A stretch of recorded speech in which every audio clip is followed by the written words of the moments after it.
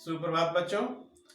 पिछले online class में हम लोगों ने देखा था समास के भेद, जिसमें तत्पुरुष समास, कर्मधारय समास और द्विगु समास की पढ़ाई हो चुकी थी।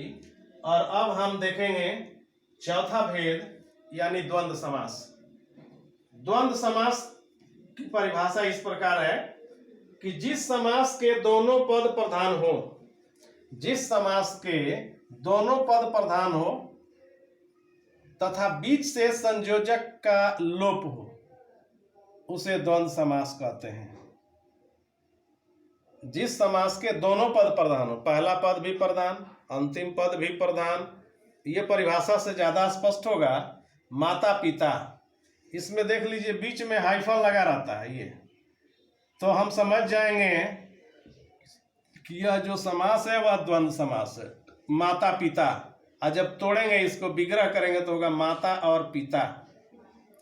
माता पिता, माता और पिता, भाई बहन, भाई और बहन, लाभ हानि, लाभ और हानि, राम श्याम, राम और श्याम, रुपया पैसा, रुपया और पैसा, सबके बीच में एक हाइफन दिख रहा है। माता पिता कहने से किसका बोध होता है? माता का या पिता का या दोनों का? बेशक दोनों का बोध होता है। इसीलिए तो लिखा है यहाँ पर कि इस समास के, यहाँ देखिए, दोनों पद प्रधान होते हैं, दोनों पद प्रधान होते हैं। अब आइए फिर यहाँ पर उदाहरण में, माता पिता, माता और पिता, इसमें माता पिता कहने से दोनों की प्रधानता है, माता की भी प्रधानता है और पिता की भी प्रधानता है। भाई बहन, भाई की भी प्रधानता है और बहन की भी प्रधानता है। भाई बहन कहने से किसी एक का बोध नहीं होता, केवल भाई का भी नहीं होता, केवल बहन का भी नहीं होता, बल्कि दोनों का बोध होता है। तो यहाँ भी दोनों पद प्रधान है। लाभ हानि, लाभ और हानि, इसमें भी दोनों की प्रधानता है।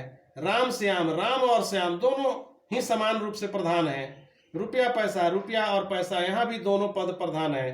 तो जहाँ दोनों पद प्रधान होते हैं वहाँ द्वंद्व समास होता है। अब चलेंगे अव्ययी भाव समास।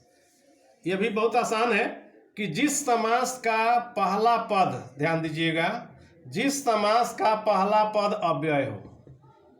अब एक चीज समझना होगा कि अव्यय क्या होता है।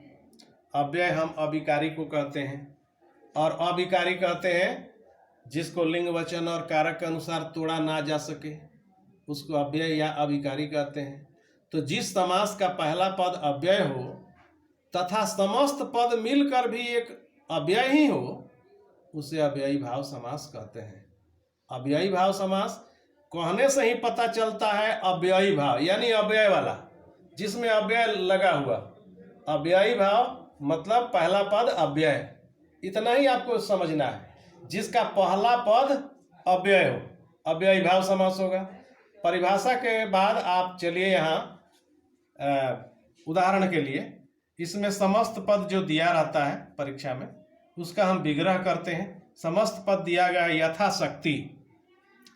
इसमें दो पद दिखाई दे रहे हैं, यथा और शक्ति।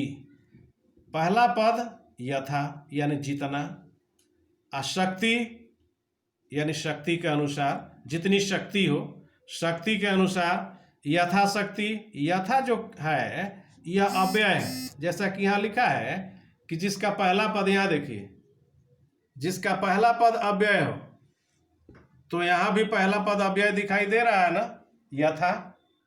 यथा शक्ति, यथा मतलब जितनी शक्ति हो, यथा शक्ति, जितनी शक्ति हो या शक्ति के अनुसार। तो ये अव्यय है। अव्यय क्यों है भाई? अव्यय इसलिए है क्योंकि इसको लिंग वचन और कारक के अनुसार हम बदल नहीं सकते हैं, तोड़ नहीं सकता है।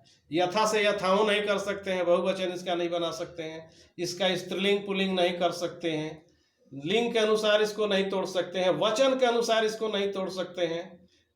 तो जिसको लिंग वचन और कारक के अनुसार नहीं तोड़ा जा सकता है वही अव्यय होता है। तो पहला पद यथा अव्यय है। यथाशक्ति यानी शक्ति के अनुसार पहला पद अव्यय है, इसलिए अव्ययी भाव समास हो गया। उसके बाद भर पेट, यहाँ भर जो दिख रहा है ये अव्यय है।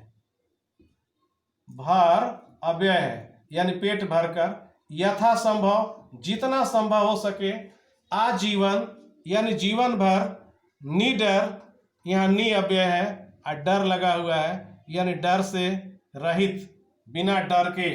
तो अव्ययी भाव समास आपने क्या समझा? अव्ययी भाव वह समास जिसका पहला पद अव्यय हो। अव्यय आप समझ गए हैं, जिसको लिंग वचन कारक के अनुसार तोड़ा नहीं जा सके।